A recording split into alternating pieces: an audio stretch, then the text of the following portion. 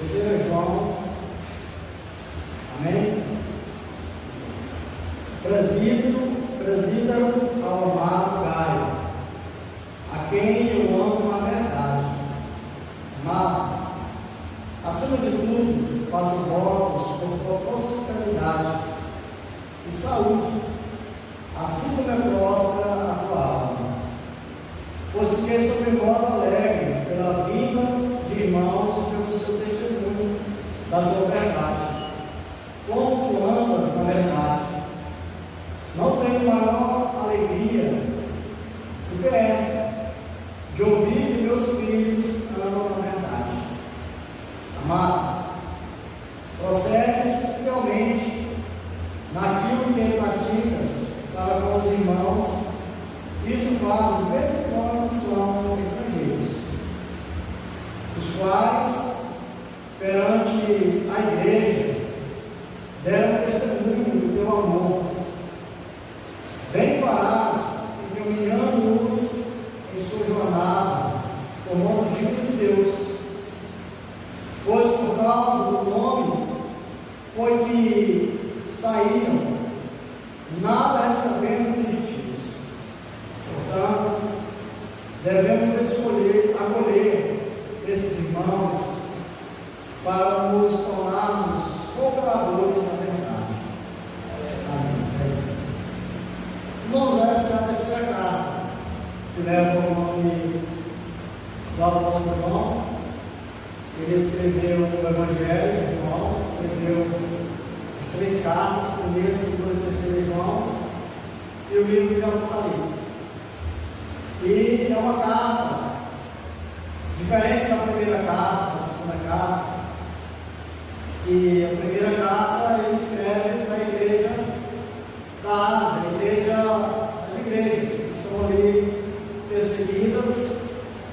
A segunda carta ele escreve a igreja também, primeiro para os irmãos que estavam na dispersão, a segunda ele escreve para a igreja, e aqui ele escreve para uma pessoa. É uma carta que ele escreve para uma pessoa que ele trata como amigo, amigo amado. Gaio é esse amigo. Essa carta foi escrita por volta do ano 90, 95, depois de Cristo. Já na última parte da vida do apóstolo, quando ele pastoreava a igreja de Éfeso. E essa carta é a menor, uma carta bem pequena, e ela tem menos de 300 palavras no grego, e ela trata de 2 assuntos. A gente olhar para 2 assuntos bem principais aqui, que é a hospitalidade e o caráter de Deus, o caráter amoroso de Deus. Eu quero olhar para esses versículos com os irmãos e aprender algo sobre o amor ao próximo, sobre o amor à verdade, sobre o caráter de Deus, o caráter amoroso de Deus. Não vai dar para a gente estar expondo toda a carta hoje, talvez nem no outro culto, talvez seja necessário 3, 4 cultos para a gente expor toda a carta, os 15 versículos. E aí está. Nós vamos começar aqui pela essa saudação que é fácil, os versículos que nós lemos inicialmente. Irmãos, um dos maiores privilégios que nós recebemos de Deus é da gente ter amigos e irmãos, pessoas que a gente trata como amigos e irmãos, pessoas que estão ao nosso redor. E eu não me refiro aos irmãos biológicos, mas os irmãos em Cristo, que confessam a mesma fé, que são também amigos do coração, que compartilham essa caminhada, essa jornada de fé, que estão juntos na mesma caminhada, rumo ao destino que é a eternidade. Esse é o grande privilégio que nós temos, é de ter esses amigos e irmãos, de fazer parte dessa família chamada família cristã, que o Senhor Jesus chamou para formar essa família de membros diferentes, pessoas com DNA diferente, fisionomia diferente, cor diferente, classe social diferente, que moram em lugares diferentes, porque a igreja do Senhor era uma só. A igreja universal, não é de Deus, não é assim, mas a igreja do Senhor espalhada pelo mundo todo, a igreja católica. A católica significa isso, a igreja universal espalhada pelo mundo todo. Não a igreja católica apostólica romana, nós somos católicos, apostólicos, não romanos. E a igreja é isso, é esse corpo, é essa família, formada por esses irmãos e amigos de coração, que estão juntos nessa mesma caminhada. E é um privilégio de fazer parte dessa família. E essa terceira carta aqui escrita pelo apóstolo João, ela é bem curta. Como a gente observa apenas 15 versículos. Eu não li ela já essa semana, não sei nem quantas vezes. A gente vai lendo e vai vendo coisas diferentes. Mas ela trata, irmãos, de um assunto da maior importância: o nosso relacionamento com aqueles que Deus colocou em nossas vidas. Se você observar o certo dessa carta, trata sobre isso, sobre o nosso relacionamento com essas pessoas que Deus colocou em nossa vida, chamados irmãos da fé, da família da fé. E vamos observar então aqui os versículos dessa carta, sobre tudo nós aprendemos os caminhos de Deus para que nós possamos praticar o amor, a lealdade e a cumplicidade firmada em Cristo, que é esse elo que nos une e que nos faz um. Jesus. Foi por Ele que nós fomos comprados, foi por Ele que nós somos chamados, e é em torno dele que nós estamos como família cristã, como filhos de Deus. E aqui no versículo 1, o apóstolo João, ele se apresenta como presbítero e se dirige ao amado Gaio, e ele fala algo: a quem eu amo na verdade. Ele se apresenta como presbítero, pastor, ao amigo Gaio, e ele faz aqui uma descrição desse livro, dizendo: a quem eu amo na verdade. O apóstolo aqui não diz que a quem eu amo de verdade, é diferente, mas ele diz: a quem eu amo na verdade. Ele não diz a quem eu amo de verdade. Mas eu não uso essa frase, fulano eu amo de verdade. E aqui ele está usando diferente, ele diz: a quem eu amo na verdade.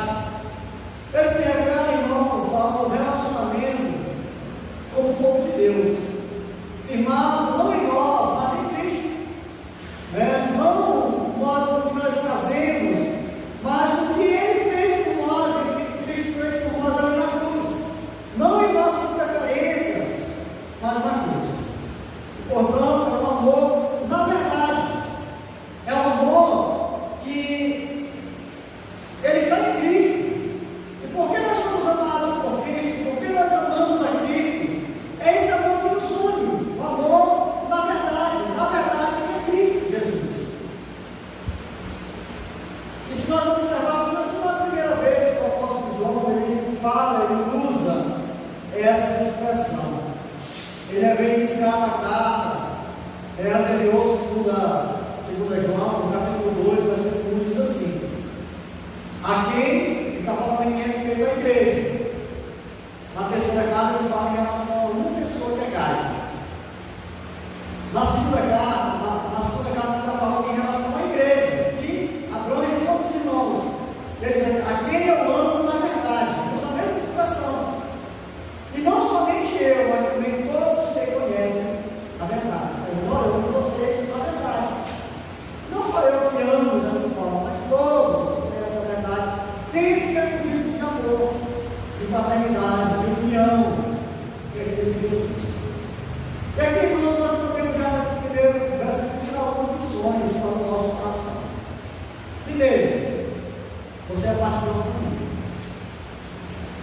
Como eu falei, nós somos uma família. Aqui nós somos um pequeno uma família da Igreja Presbiteriana da Corrida.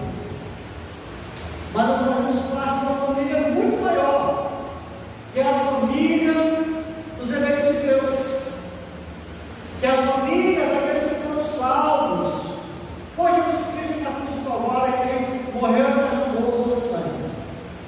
A família de Deus que está espalhada por todo esse mundo e por todas as épocas, desde a era. Então você faz parte dessa família. E essa família não foi você que escolheu fazer parte dela, foi Deus que te escolheu para fazer parte dela. Olha que privilégio. Foi Deus que te escolheu para fazer parte dessa família.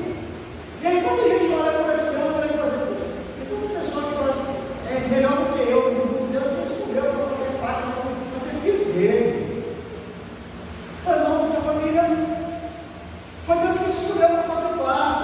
E ela não é reunida ao seu redor, não é você que é o centro dessa família, mas ela é reunida em torno de Cristo, é Ele que é o centro. A centralidade dessa família, da adoração, do agradecimento, do louvor, do amor, é Cristo, é Ele. Portanto, ame seus irmãos e irmãs, pois eles conhecem e amam a verdade como você. Devemos, irmãos, amar uns aos outros. É um outro termo que o apóstolo João usa bastante, tanto no Evangelho quanto nas suas cartas. E nós devemos amar uns aos outros como família. Porque não há nada mais trágico do que irmãos que moram na mesma casa e sua diária viverem brigados. Mas não há nada mais lindo do que a união fraternal, a união de irmãos, a união da família. Portanto, irmãos, fazemos parte dessa família que Deus escolheu. Não fomos nós que escolhemos fazer parte dessa família. Foi Ele que nos escolheu, nos chamou para fazer parte dessa família, nos inseriu nessa família do corpo de Cristo. Portanto, ame seus irmãos. Ame. Outra coisa que nós aprendemos aqui é sobre essa questão do amor de verdade, né? E o amor na verdade. O amor de verdade, ele é humanamente fraco e passageiro. Porque tem muita gente que diz assim, eu amo fulano, de forma verdadeira, autêntica. Gosto da forma, melhores amigos, amigos de infância. Daqui a pouco briga. Então o amor é frágil, o amor que ele não é permanente, o amor que ele pode se dissolver, se fragmentar, se quebrar a qualquer momento. É um amor passageiro. Mas, irmãos, o amor na verdade ele jamais se quebra. Ele tem o seu fundamento em Cristo. Ele jamais se quebra, ele jamais se acaba. Meu irmão, de verdade, olha essa pessoa de verdade, não é errado você amar, nós temos que realmente amar as pessoas, nossos amigos, ter amigos e amar de verdade. Mas saibamos que esse amor ele é frágil, ele não é para sempre, ele é passageiro. Se você ama esse irmão de verdade, essa pessoa, esse amigo de verdade, e se ele não ama, na verdade, não está na verdade que é Cristo como você está, a morte dará que você está, por toda a eternidade. Mas se a gente ama na verdade, que é Cristo, quem você separará do amor de Cristo? Não foi essa a pergunta do apóstolo Paulo em Romanos capítulo 8? Mas nada vai me separar, se nada separa você, então nós vamos estar juntos também, porque o elo do nosso amor é Cristo, a quem eu amo na verdade, a quem eu amo, porque meu amor é que você ama, eu te amo na verdade que é Cristo, você me ama na verdade que é Cristo. É exatamente isso que o apóstolo João está expressando aqui. Ele diz, olha, eu amo Gaio, não é um amor de verdade, é um amor na verdade, é um amor de Cristo Jesus. Então, irmãos, esse amor na verdade ele jamais se quebra.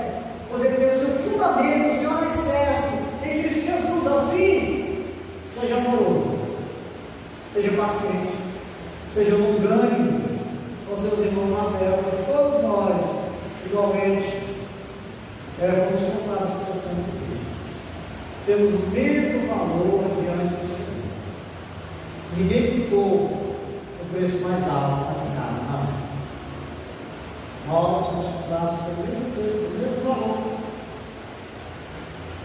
O sangue de Jesus. E outra coisa que nós aprendemos aqui: seja verdadeiro em seus relacionamentos.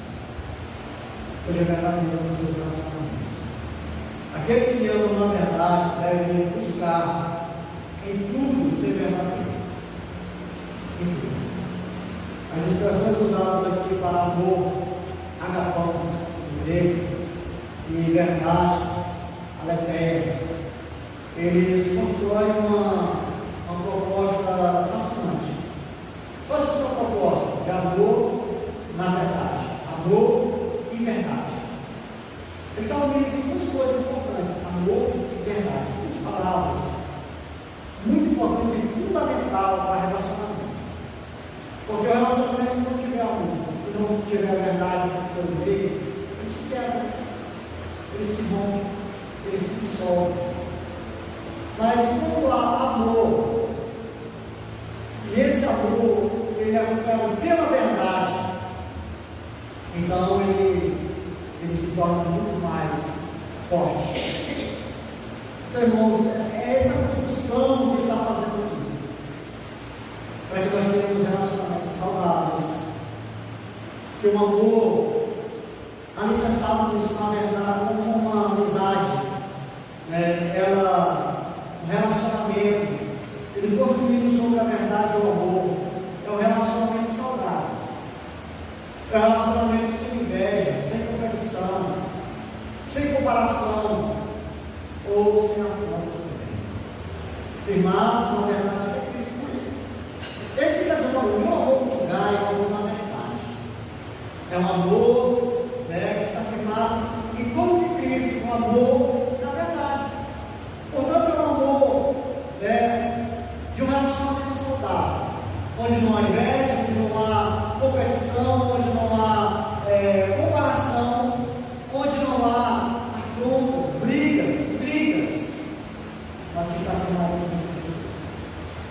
E aí, dando um passo aqui mais à frente, versículo 2, ele diz assim, ele se dirige ao irmão e amigo Gaio dizendo: amado, acima de tudo, faço votos por prosperidade e saúde, assim como é próspera a tua alma. Olha que interessante. Ele está dizendo: olha, eu faço votos para que você seja próspero, tenha prosperidade financeira e tenha boa saúde também física, assim como a tua fé, a tua vida espiritual é saudável, é próspera. Então, irmãos, a prosperidade material e financeira, ela tem sido motivo de inúmeros projetos, promessas, programas, sendo muitas vezes cobrado de muita gente, por mostrando ser relevante porque tem riqueza, que talvez tenha um significado maior, uma notoriedade maior no meio da sociedade porque é rico, que talvez passe uma imagem de uma felicidade porque tem mais riqueza do que outros, e nada mais longe do que a Escritura, da Escritura do que isso, do que a gente viver e achar que a prosperidade material é tudo, que ela que é a razão da nossa felicidade, do nosso contentamento, da nossa satisfação. Não.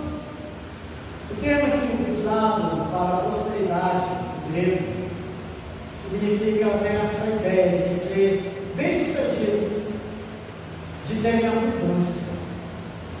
Então Paulo está dizendo, João está dizendo aqui para Gaio: eu, acima de tudo, eu faço voto de que haja prosperidade, que você seja próspero, que você tenha muito, que você tenha uma abundância, que você seja bem assim como você é bem sucedido na sua fé, na sua vida espiritual. Então, irmãos, assim o apóstolo deseja que o seu irmão seja bem sucedido na saúde e na vida, assim como é próspera a alma dele, deixando, portanto, bem claro que o essencial para o cristão não é a prosperidade nas coisas, mas na vida com Deus. É o que mais importa. Ter uma alma próspera na fé, no amor, na esperança, é mais importante. O que adianta a gente ser próspero financeiramente, ter boa saúde, um corpo forte, mas a gente não ter uma alma saudável, ter uma alma adoecida, não ter um relacionamento com Deus? Irmãos, nós devemos ter a nossa alma próspera, né? Na fé, no amor, na esperança, no quebrantamento, na dedicação a Deus, na paciência, na longanimidade, na leitura da palavra, na oração, ter alma próspera, no congregar, no servir o reino de Deus, no servir e no amor ao próximo. É sobre isso que ele vai tratar aqui mais à frente. Irmãos, próspera, né, esse relacionamento com Deus, nós devemos ter uma alma próspera no relacionamento com a família, no relacionamento com os irmãos. É isso que vai nos tornar ricos diante do Senhor. Próspera em tudo isso, no compromisso com Cristo, na missão. Como é próspera a alma. João, ele relata isso na tua alma próspera. Então, que a tua saúde, que os bens materiais também sejam prósperos, como é próspera a tua alma. Como é próspera a tua alma. Então, irmãos, o ensino ele pode ser encontrado, esse ensino da prosperidade da alma, ele pode ser encontrado em toda a palavra de Deus. E a gente de modo é repetido quando a gente lê isso para João, Mateus capítulo 6, onde Jesus ele diz lá, falando aos discípulos, dizendo: buscai depois em primeiro lugar o seu reino e a sua justiça, e todas essas coisas nos serão acrescentadas. Então o cristão ele deve sim buscar sucesso, prosperidade, ele deve buscar sim o sucesso profissional, excelência naquilo que faz. Deve buscar sim. Ele pode orar e trabalhar para ter mais, conseguir mais do que já tem em suas mãos. Não é errado você orar e pedir a Deus isso e você batalhar, trabalhar para isso. Também não é orar e ficar esperando que Deus manda um anjo lá e não trabalha do que eu na sua casa. É pedir a Deus mais trabalhar de forma honesta e justa. É desejar essas coisas, prosperidade, mas trabalhando da forma correta. Né? Não é errado você orar e desejar essas coisas, não. Desejar ter sonhos realizados, ter bens, fazer viagens. Eu, se eu fosse tivesse dinheiro, eu gostaria de viajar.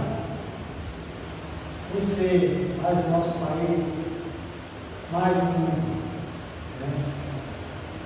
Não é errado a gente ter esse desejo de trabalhar para isso, para ter bem, para ter viagem, para comer uma comida gostosa de vez em quando, né?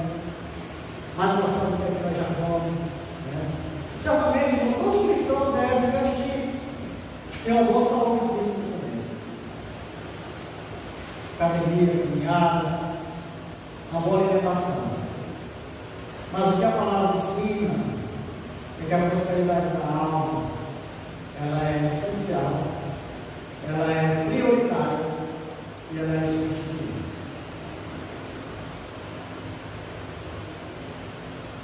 Paulo, melhor, João, ele está aqui falando para Gaio, não buscar essas coisas. Ele está dizendo: olha, eu desejo de todo o coração, eu desejo que tenha prosperidade financeira. tenha saúde física, seja bem fisicamente. Como é nosso trabalho? Irmãos, ter prosperidade na alma é essencial, é prioritário em substituir. Busque a Deus com todas as suas forças. Deuteronômio 4:29 diz assim: de lá buscarás o Senhor, de lá de onde? Lá da terra prometida. Timóteo, Moisés, vai falar de nome. Moisés, ele está fazendo um discurso, Deuteronômio, são discursos que ele faz antes de governar a terra prometida. Ele vai dizer: de lá buscarás o Senhor teu Deus, e o acharás quando buscar de todo o vosso coração e toda a tua alma. Ele está dizendo: olha, todo o nosso maior empenho seja para buscar o Senhor. Devemos empenhar assim para buscar, como eu falei, algo material para nós, desejar ter condição financeira melhor, ter um corpo mais sadio, mas a nossa maior busca deve ser para nós espiritual, deve ser para buscar a Deus, o bem de Deus. Meu irmão, que Deus nos abençoe em todas as áreas da sua vida, para que você consiga ter e fazer tudo aquilo que está em seu coração, segundo a vontade de Deus, claro. E nem sempre o que nós queremos é a vontade de Deus, nem sempre aquilo que nós desejamos é a vontade do Senhor, nem sempre aquilo que nós estamos almejando, sonhando ou batalhando está em alinhamento com a vontade do Senhor. Então, que você consiga ter e fazer tudo aquilo que está em seu coração segundo a vontade do Senhor, sobretudo que seja próspera a tua alma, que seja próspera a minha alma, que seja próspera a nossa alma. Amém? Amém. Depois a gente continua aqui, dando continuidade às reflexões dessa carta. Que Deus aqui nos abençoe, em nome do Senhor Jesus.